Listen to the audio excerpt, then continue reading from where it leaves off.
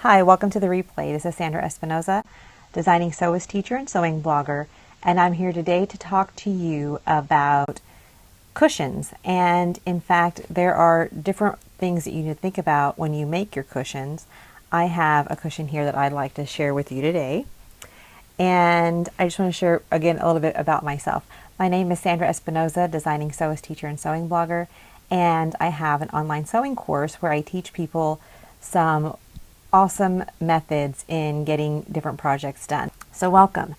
And again, this scope is about choosing your padding before you make your chairs. I actually have, or your chair cushions. I actually have an interesting problem here. I had been making these cushions, and I've made cushions before.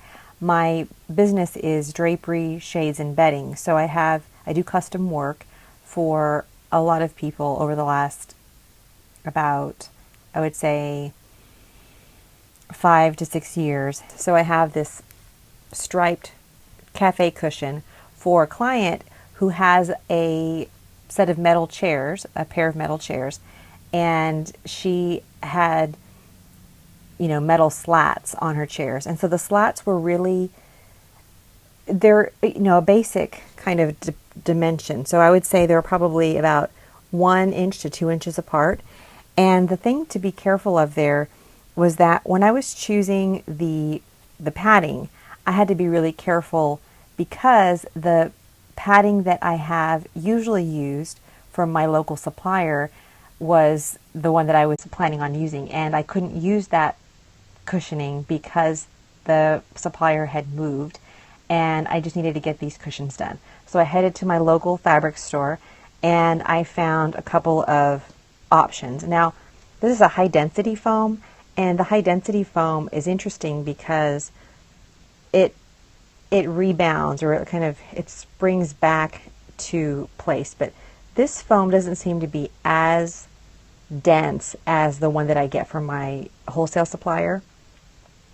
So, and I knew that even if I used a 2-inch foam, because this is a 2-inch cushion that I was making, that after a month or two, there would just be enough there that you could feel underneath your tush. You would be able to feel those slats, and the slats were rounded. They weren't flat slats. They were rounded slats. So I, decided to use my finger and push on the cushion to see how that would look, how that would feel.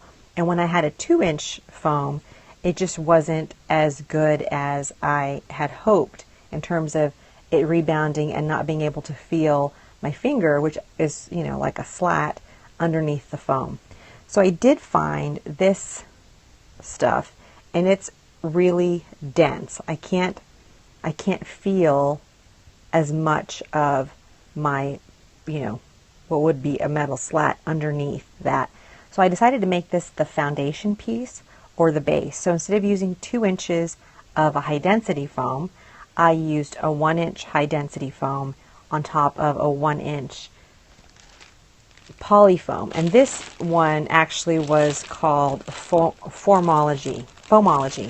So I picked this up at my local store. I don't know if you can see that. There we go. Foamology. And this is actually made for outdoors.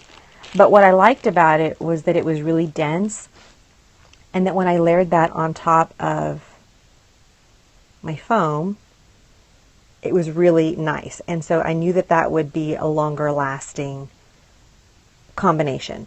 So I have this that I decided to make the cushions with, and that actually worked out pretty well. So all I did was I went through and I made the cushion. I filled it in with my foam, and you'll see here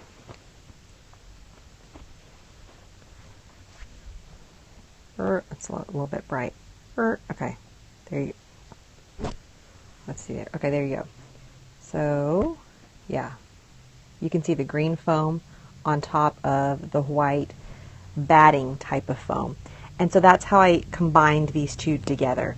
and it worked, and I really like the way that it feels. I like the loft of it within the cushion, and it ended up behaving really well. So that's it. That's all I have for you today. Thank you so much for watching this on replay. I appreciate it. If you would like to see more tips and tricks on anything that I'm working on here in my studio, please follow me.